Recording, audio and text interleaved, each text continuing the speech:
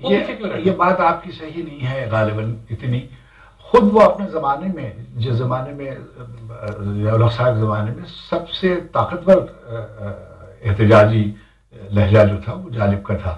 اور اگر آپ کو یاد ہو تو وہ ایک نظم پڑھا کرتے تھے، اس میں انہوں نے نام شامل کر دیا، سرسر کو سبا، بندے کو خدا، ظلمت کو ضیاء کیا لکھنا. دم اٹھتا ہے گنبد بیدر میں ایک شخص کے ہاتھوں مدت سے، رسوا ہے وطن دنیا بھر میں غاصب کو ظالم کو معصوم ادا کیا لکھنا. سرسر کو سبا، بندے کو خدا، ظلمت کو. اب اس کے بعد تو کوئی اور لکھنے کی چندہ ضرورت نہیں تھی، مگر یہی وہ زمانہ تھا جب ان کی صحت جواب دے رہی تھی. اور مجھ کو یاد ہے کہ ایک ہمارے صحافی دوست ہیں مجاہد بریلوی، انہوں نے مجھ کو لندن فون کیا، اور ہمایوں گوہر صاحب اور الطاف گوہر صاحب میرے گوہر صاحب میرے باس تھے براہ راست. انہوں نے مجھے کہا کہ وہ آنے کے لیے کہتے ہیں. تو اب معلوم ہوا کہ اس کو پاسپورٹ نہیں ایشو ہو رہا تھا. کہ پھر میں نے اعتزاز احسن سے فون پہ بات کی، وہ انہوں نے کہا کہ میں کوشش کرتا ہوں.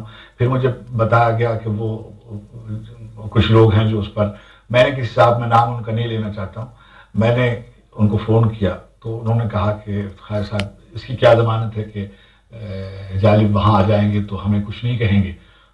تو میں نے کہا ساری دنیا آپ کو کہہ رہی ہے تو آپ اس کا کچھ خیال کرتے ہیں؟ تو اگر ایک شاعر بھی آپ کو آ کر دو نظمیں پڑھ دے گا تو اس کی صحت خراب ہے، خدا نہ کرے وہ رخصت ہو گئے تو پھر یہ بڑا نقصان ہوگا ملک کا. چنانچہ وہ ان کا پاسپورٹ ایشو ہوا، اور اعتزاز کی نے بہت کوشش کی اس میں، اور مجاہد نے بہت کوشش کی، پھر وہ وہاں بھیج دیے گئے. جب وہ وہاں آئے تو گوہر صاحب نے ان کی کتاب جو ہے ان کا کلیات، یہاں پر جب بھی ان کا سر مقتل وغیرہ جب چھپی تھی تو جو کتاب چھپتی تھی وہ ضبط ہو جاتی تھی. چنانچہ ہم نے کوشش کی کہ اس زمانے تک کی جتنا کلام ہے جالب کا وہ چھپا دیا جائے. اور فیض صاحب کا سارے سخن ہمارے خالد شاہد حسین صاحب چھپا چکے تھے.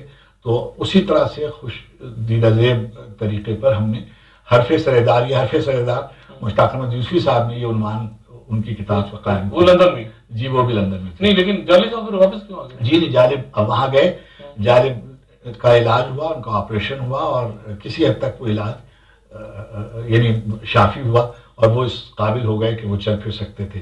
چنانچہ کچھ مہینے وہاں رہنے کے بعد وہ واپس تشریف لے آئے.